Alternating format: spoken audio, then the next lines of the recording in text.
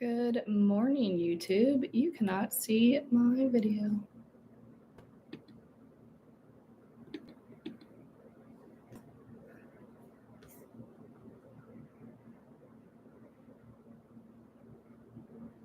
All right, YouTube. Well, you're gonna have to just listen to my voice and not watch my face. You're not missing much, just a lot of talking with my hands. Okay, gonna get Instagram rolling.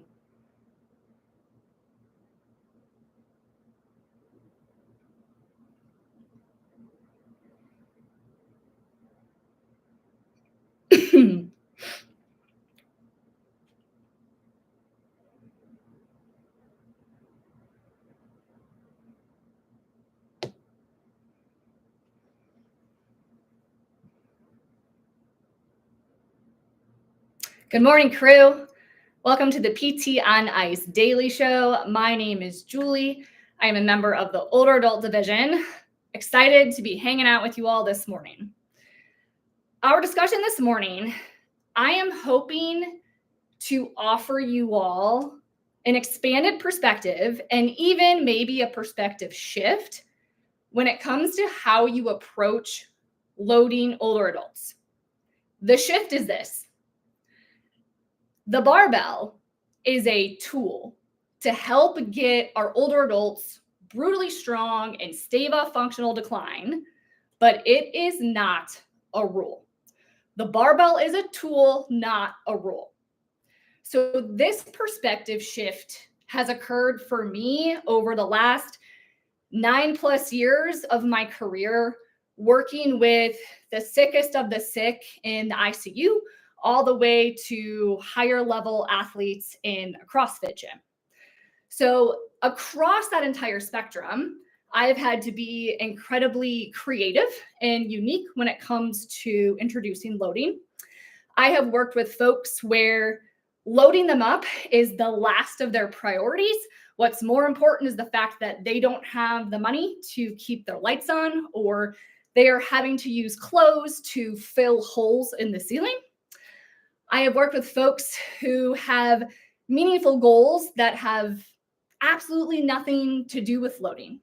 And I have definitely had to shift my own perspective of what is success as a therapist. So let's unpack this. I've learned a lot over the past 9 years of working with such a wide spectrum of folks. These are the things that I've learned. I want to share them with you. Number one, the barbell or a kettlebell or a dumbbell, insert any fitness forward tool, is not 100% necessary for older adults to reach their meaningful goals. Okay. Number two, it's not feasible. The barbell and fitness forward tools, they're not feasible in many settings and in many populations that we serve. Number three, in many cases, older adults may not want anything to do with weights.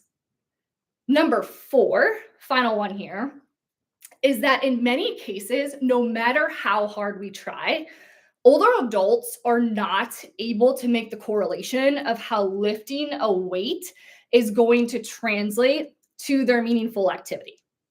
So these are some themes. This is what I've learned over my 9+ years. And what I have also learned from my own experience and also being out across the country, meeting and connecting with you all, is that when we get really excited about fitness forward care, and this was me to a T, sometimes we can have blinders on and we become so laser focused on having our older adults lift weights. I mean, it makes sense. It's badass. Many times they feel like it's badass. It's sexy. It's cool.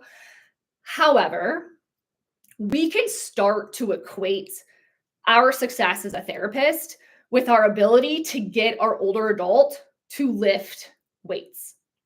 And that can be a really limited perspective here. And what it can do is it can make us forget about the fact that the majority of the older adults that we're serving are not lifting barbells or kettlebells in their homes. They are lifting, pushing, pulling functional objects like laundry baskets or bags of mulch, kitty litter, dog food, pots and pans, Amazon boxes, buckets of tools. I could go on and on and on. The problem, though, is that many of us will develop an entire plan of care and we will never actually use these items that older adults are lifting at home. So this is where I want you to start to get a little curious and think, why wouldn't I use the actual objects that my patients are using at home in my plan of care? Like, that makes so much sense, right? Now, I know what you're thinking. You're thinking, well, Julie, there's so much carryover. If I can get an older adult brutally strong in their deadlift, then lifting that laundry basket is going to be successful and it's going to be easier. And the answer is yes, I 1000% agree with you. And that's the most beautiful thing about fitness forward tools, is that we can use them to help our older adults become brutally strong. And then the meaningful activity is easier, right? That deadlift, we get them loaded up really heavy. That laundry basket is going to feel lighter. They're going to have less fear when they go to lift it. Their RPE is going to be a lot lower. That's the beautiful thing about fitness forward tools. I think about that with my own training. So I have a bias towards a barbell. If any of you are thinking, man, this girl must hate a barbell. I love a damn barbell. I use it in my training. I'm a trail runner and I do strict strength training with the barbell to get my legs as strong as possible so that when I am running uphill or scrambling up rocks during my races, it feels a lot easier. Okay. But here is where we have to really think about this. I want you to open up your mind. Here is where a perspective shift can come in. I want you guys to start thinking about this as an and, not, or scenario. So while you are working on moving your older adults towards brutally strong, building their reserve and their resiliency, I also want you guys to be thinking, only always, in tandem, use the functional objects that your folks are using at home. I'm going to have Betty in the clinic today lift a heavy barbell, and I'm going to have her lift a bag of mulch that she is wanting to lift at home. And not or. Do these things in tandem. Why? Well, think about it. If we're using the objects that folks are actually using at home, let's say Betty walks into your clinic, she's scared, she's never deadlifted before, she doesn't even know what a kettlebell is, she's going to call it a kettleball, but she sees over on a shelf that there's familiar objects that she's used at home. So subliminally, she's walking into your clinic and she's like, there's a bag of mulch in here. There's kitty litter in here. There's a bucket of tools. There's a laundry basket. I use all that stuff at home. Immediately, your environment becomes less intimidating. So imagine having those objects at your disposal when you are going to introduce the deadlift to your patient. They're familiar. Many times, they're much more approachable than a weight, especially if there's fear on board. And most of all, they are incredibly specific. We know how important task specificity is when we are teaching someone a new skill. You cannot get more specific than having your patients actually use the objects that they are lifting at home. I had a wonderful discussion with another one of our members, Trissa Hutchinson. She's on our older adult team. She's an OT. She's absolutely brilliant. She really opened my mind to this perspective as well. And she was telling me a story of how her patients, who many of them, they reside in memory care. So a lot of her folks have cognitive impairment on board.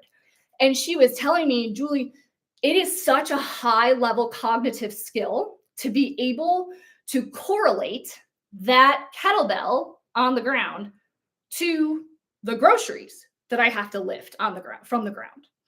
That sometimes can be too high level of a cognitive skill for many of our individuals. So she really has to put her folks in the exact scenario. She gave me a very specific example of she's working with her folks and she gives them the FES. So she's evaluating how fearful some of her folks are doing certain activities. So she does everything she can to create an obstacle course in her clinic that mimics what she is fearful of in her environment so she can build her confidence with her patient. That FES score did not go up at all. The FES scores, typically when she sees with her folks, do not improve until she puts her patient in exactly the scenario. And perhaps that means actually taking her patient outside to do a nature walk. And she actually sees herself in that scenario in the clinic because it is the exact same as what she is encountering at home. So, my call to action for you all is this. I want you to think about lift with the barbell, but also lift the grocery bags. What could that look like? If you are in an outpatient clinic, I would love to hear some people start to bring in functional objects into the clinic. Many folks that we talk to across the country are telling us that they have spent so much time trying to convince their managers to put a squat rack in the clinic. Keep going after that. Keep being the squeaky wheel because it's so beneficial to have a squat rack and a barbell. However, the barrier a lot of the time, our managers are saying it's too expensive. And why do we actually need that? Okay, so while you're working on that goal, what if you brought in stuff from your garage, right? Stuff that is readily available and it's not very expensive. If you're like me, I would go in my garage. My husband has a lot of stuff in there that I would want to just get rid of. Maybe I would go and try and do a little clean sweep of stuff in my garage, bring it in with some buckets, bring in some functional objects. Maybe I go and I buy a bag of mulch, right? Maybe I go and I bring in a laundry basket.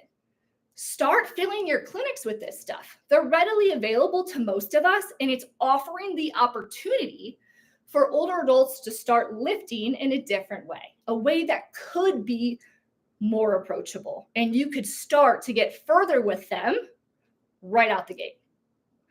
All right, y'all, that's all I have for you this morning. I love if I could hear any of you start to talk about how maybe you're starting to use some actual meaningful functional objects in the clinic. If you have any questions, comments, I'd love to talk further about this. Have a wonderful rest of your Wednesday. I will leave you with what is coming up within the older adult division. So the rest of July, it's not even July yet. For the month of July, we're almost there. We have several courses. So we will be in Virginia Beach. We will be in Victor, New York. And then our whole team will be in Littleton, Colorado for our MMOA Summit, which is going to be awesome. And then our next L1 course, our 8-week online course, starts in August 14th. PTOnice.com is where you find all that info. Have an awesome rest of your day.